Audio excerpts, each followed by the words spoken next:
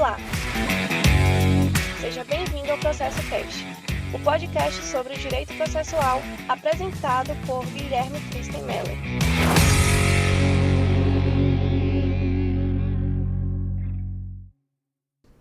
Olá, seja bem-vindo ao Processo Cast.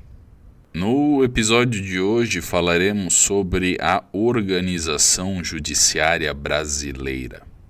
Antes de iniciarmos o episódio, peço para que, se você gostar do conteúdo deste podcast, considere seguir o programa na plataforma de sua preferência, avaliá-lo com 5 estrelas e seguir o Processo Cast no Instagram, @ProcessoCast.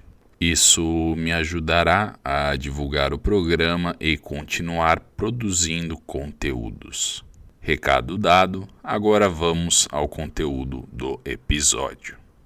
Como verão no decorrer do episódio, o tema é extenso e repleto de detalhes, mas vamos buscar contemplar grande parte desse cenário temático neste material. Importante e aplicando desde logo um recorte: não serão abordados os órgãos relacionados à justiça eleitoral, justiça militar, tampouco a justiça do trabalho. Muito bem, vamos iniciar estabelecendo alguns pressupostos. Como explorado em outras oportunidades do podcast, especialmente quando abordamos o tema competência, explicamos que a jurisdição é una. Isso é, não existe mais de uma jurisdição brasileira. Ela é única. Quando se fala em jurisdição brasileira, se está falando sobre ela em sua integralidade. Porém, e reforçando esse ponto, para melhor distribuição das atividades do Poder Judiciário e do acesso à justiça, há a disposição de um sistema organizado e fracionado em foros, instâncias e matérias, cada qual indispensável para o bom funcionamento da justiça brasileira. Essa abertura permite adentrar com mais tranquilidade na explicação da divisão do sistema brasileiro de justiça em diferentes órgãos do Poder Judiciário. Podemos situar essa divisão a partir de 2 grupos: 1, o federal, e 2, estadual. Enquanto o primeiro possui uma vinculação jurisdicional nacional, dividido entre juízes federais, primeiro grau, e tribunais regionais federais, segundo grau, o segundo representa a parcela de cada estado membro do Brasil, por sua vez, dividido entre juízes de direito, primeiro grau, e tribunais de justiça, segundo grau. Importante: os 2 grupos são encabeçados pelo Supremo Tribunal Federal para matérias constitucionais e pelo Superior Tribunal de Justiça em matérias de direito comum. Falaremos sobre eles adiante. Os juízes federais e juízes de direito atuam como a porta de ingresso e administração dos processos, competindo zelar pela sua funcionalidade, suas etapas e, não sendo o caso de extinção, proferir uma decisão de mérito que se chama sentença. Em primeiro grau, os juízes federais dirigem as seções judiciárias presentes em todos os estados e no Distrito Federal. Já os juízes de direito administram as comarcas, as quais podem abranger 1 ou mais municípios. Abrindo um parêntese para dar uma dica, atentem-se que comarca e município não são sinônimos. Continuando, dependendo de questões como o número de habitantes dessas localidades e especificidades temáticas, para a melhor administração das seções judiciárias e das comarcas, é possível o desdobramento em varas especializadas, isso é, mais de um juiz atuando em uma mesma seção judiciária, comarca, porém com a sua respectiva unidade jurisdicional. Exemplo: várias varas cíveis ou varas criminais, vara da infância e juventude, primeira e segunda vara, etc. Os tribunais regionais federais e os tribunais de justiça são ordinariamente órgãos de reexame e disciplina. Funcionam como cortes dos recursos interpostos contra decisões proferidas em primeiro grau. Os TRFs são distribuídos por regiões e, atualmente, desde 2021, são 6. Sequencialmente, o TRF-1 tem sede em Brasília, o 2 no Rio de Janeiro, o 3 em São Paulo, o 4 em Porto Alegre, o 5 em Recife e, por fim, o TRF-6 tem sede em Belo Horizonte. Cada TRF é composto por câmaras, grupos e desembargadores. Seções agrupam câmaras que tratam de temas afins. Turmas, divisão dos desembargadores dentro das câmaras e seções. E plenário, reunião de todos os desembargadores.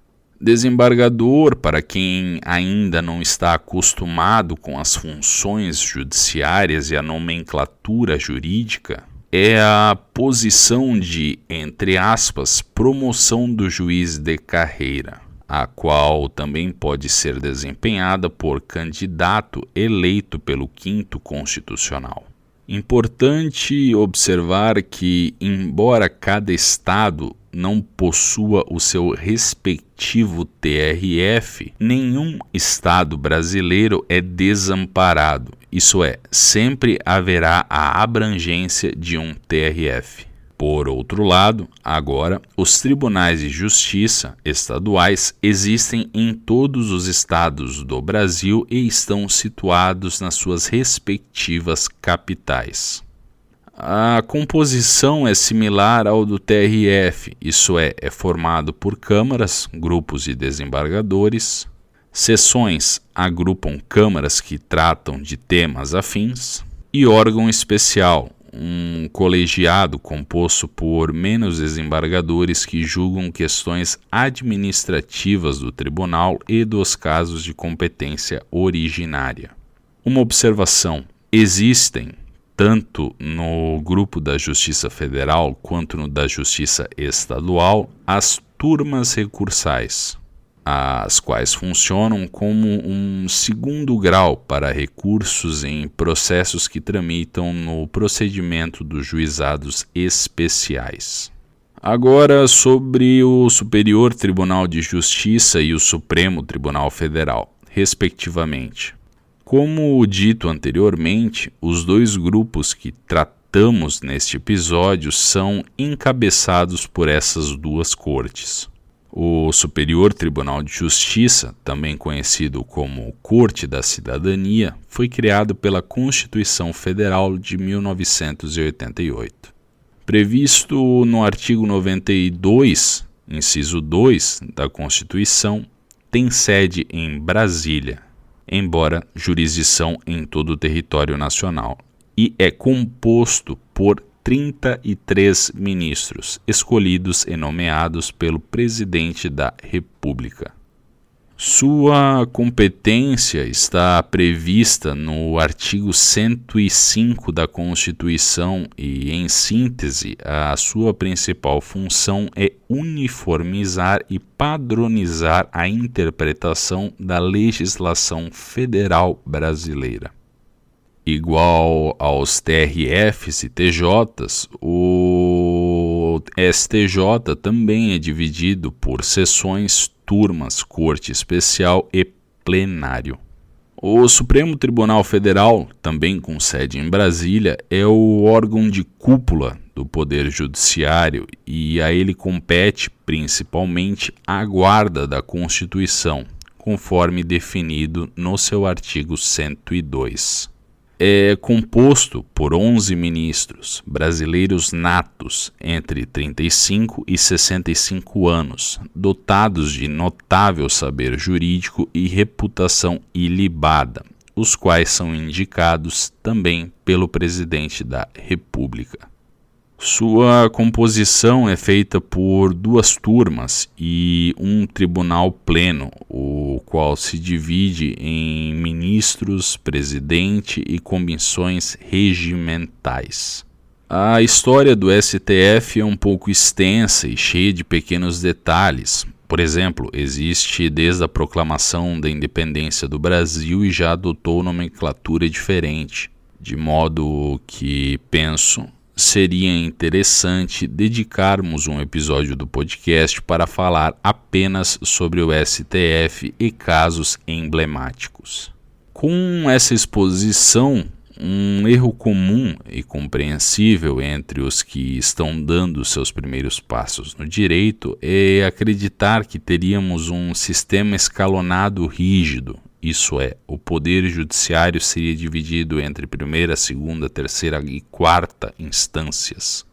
Excetuando a subordinação do primeiro ao segundo grau, no mais, essa estrutura não é estática, afinal, cada componente desse sistema desempenhará papel próprio e indispensável para a administração do poder judiciário.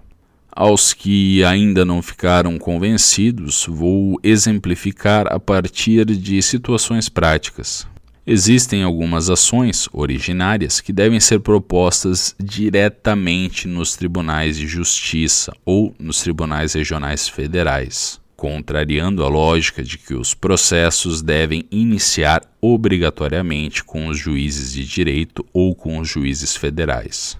O STJ, ainda no exemplo, não aprecia matéria fática, súmula 7, de modo que a discussão nessa corte é restrita à interpretação e aplicação do direito, usualmente em recurso especial, enquanto o STF, por outro lado, aprecia matéria constitucional, normalmente em recurso extraordinário.